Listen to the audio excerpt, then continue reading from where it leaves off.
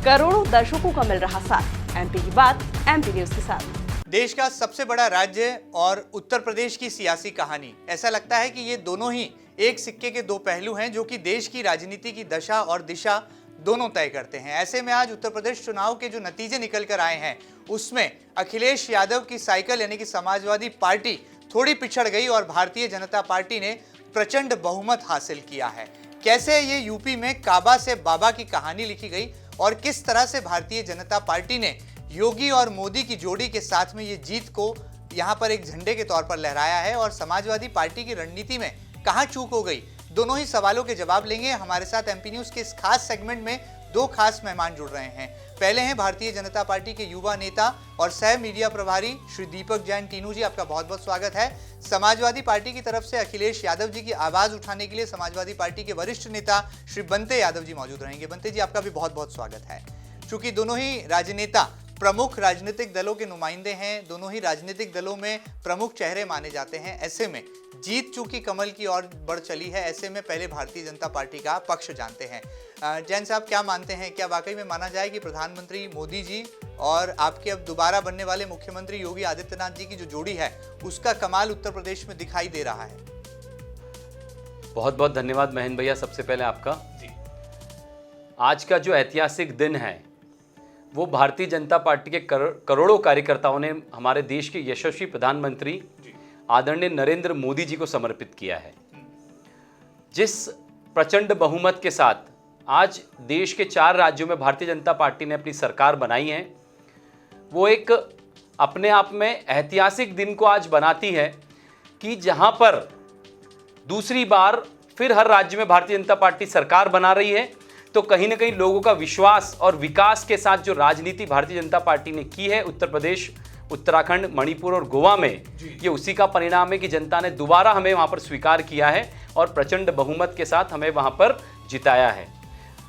और उत्तर प्रदेश की बात करें तो यशस्वी मुख्यमंत्री आदित्यनाथ योगी जी ने ये जो लड़ाई वो सिर्फ सत्ता के लिए नहीं लड़ी, ये संस्कार, संस्कृति और धर्म को बचाने की लड़ाई थी, जो कहीं ना कहीं जनता ने स्वीकार की और वहां पे जितने राजनीतिक दल थे उनको नकार के फिर से एक बार विकास की ओर और एक सुसमृद्ध उत्तर प्रदेश बनाने की जो परिकल्पना भारतीय जनता पार्टी ने की थी उसको आगे बढ़ाने के लिए भारतीय जनता पार्टी का फिर से साथ दिया है। चलिए, बहुत बड़ी बात है। यहाँ पर किस तरह से भारतीय जनता पार्टी को ये साथ मिला और क्या यूपी में साइकिल की जो रफ्तार थी वो बहुत धीमी थी या रणनीति में कहीं कोई चूक थी?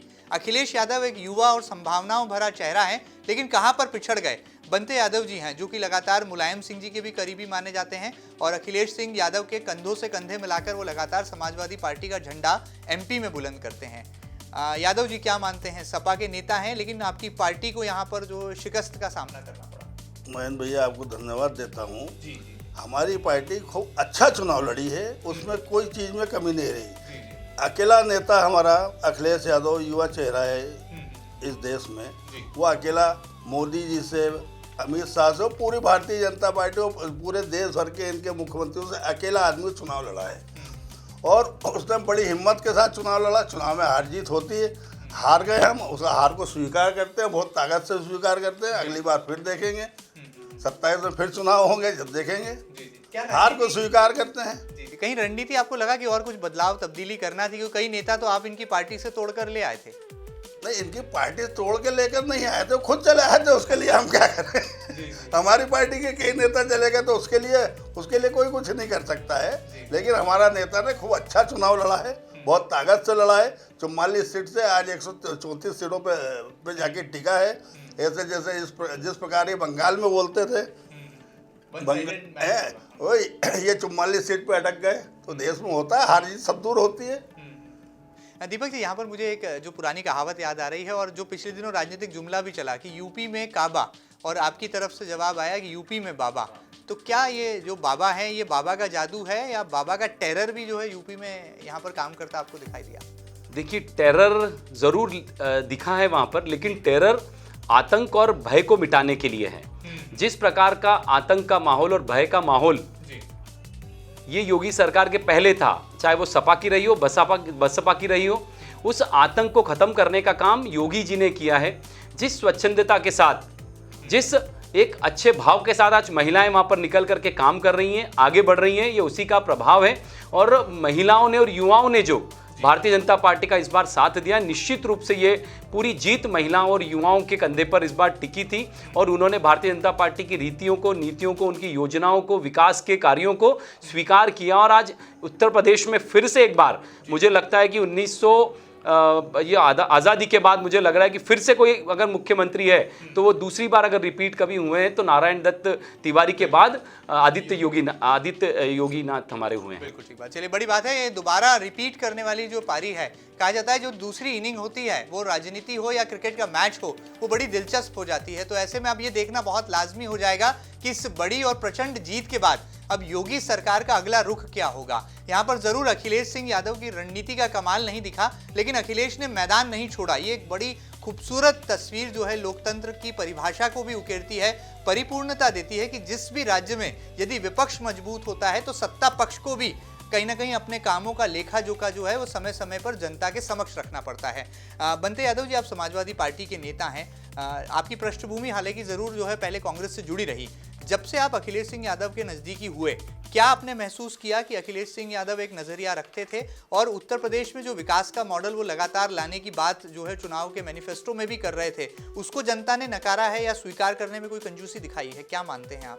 देखो, जनता का मूड था इस चुनाव में, हम उस चीज़ को स्वीकार करते हैं। हमारे नेता ने बहुत मेहनत करी, पूरे सबको साथ लेकर चला, जितने लोग थे सबको साथ लेकर चले। भारतीय जनता पार्टी जिस प्रकार से बात करती है कि हम स्वच्छ और साफ छवि के लोगों को ही चुनाव लड़ाएंगे, 40% दागी चेहरे भारतीय जनता पार्टी में चुनाव लड़े हैं, जिनके ऊपर हत्याओं के केस हैं, बलात्कारों के केस हैं, ऐसे लोग भारतीय जनता पार्टी से चुनाव लड़े हैं। जैसा भी सच्चाई है क्या? बिल्कुल, मैं इस बात को नकारता हूं, लेकिन जो देशद्रोह का काम करते हैं वैसे लोगों को अगर सपा ने चुनाव लड़ाया तो वो भी पूरा देश देख रहा है। जिन्होंने देश को तोड़ने का काम किया, जिन्होंने राष्ट्र को चोट पहुंचाने का काम किया, उन विचारों देने वाले लोगों को समाजवादी पार्टी ने चुनाव लड़ाया है और उसी का परिणाम है कि उत्तर प्रदेश की जनता ने उन्हें एक सिरे से नकार दिया।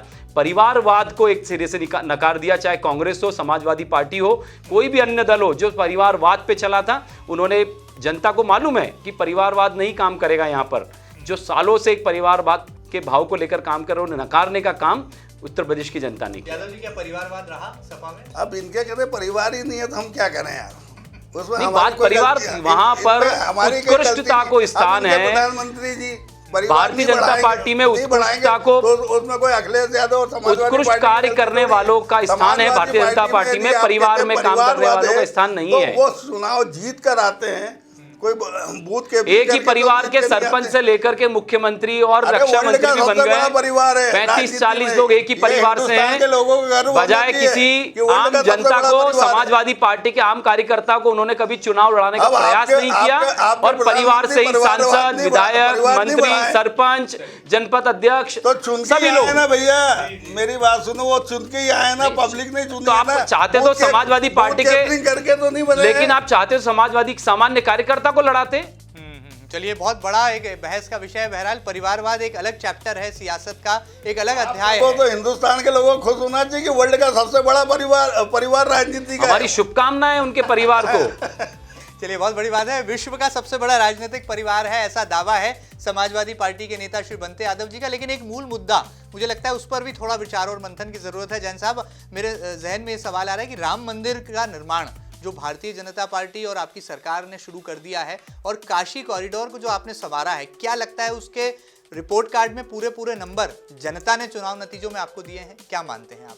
देखिए, राम मंदिर का मुद्दा सिर्फ भारतीय जनता पार्टी का मुद्दा नहीं है। भारतीय जनता पार्टी के साथ में एक आम जनता की आस्था की केंद्र है राम मंदिर। भगवान राम एक आस्था है और एक भारत का अस्तित्व है। उस अस्तित्व को, उस राम मंदिर को बनाने का काम भारतीय जनता पार्टी ने किया है। तो ये उसी का परिणाम है कि जनता में ये विश्वास है कि जो पार्टी कहती है वो करती है। चाहे राम मंदिर का मुद्दा हो, चाहे धारा 370 का मुद्दा हो या 3 तलाक को खत्म करने के मुद्दा हो। इस बार बड़ी संख्या में मुस्लिम महिलाओं ने, मुस्लिम बहनों ने भी भारतीय जनता पार्टी के प्रति अपना समर्थन जाहिर किया है। यादव जी क्या कहेंगे आप? अगली बार राम मंदिर का ताला स्वर्गीय राजीव गांधी जी जब प्रधानमंत्री थे उनने खुलवाया था। जो पार्टी राम के अस्तित्व को नकारती है, जो पार्टी राम के अस्तित्व पर उंगली उठाती है, जो पार्टी राम सेतु के अस्तित्व को उठाती है, वो राम को मानती है। राम के नाम पे लूट रहे हो, लूट ही रहे। आपने राम के, आपके पार्टी के नेताओं ने, जिसमें आप पहले थे, आपने कांग्रेस में पहले थे, वहां पर राम के अस्तित्व को उंगली उठाई गई।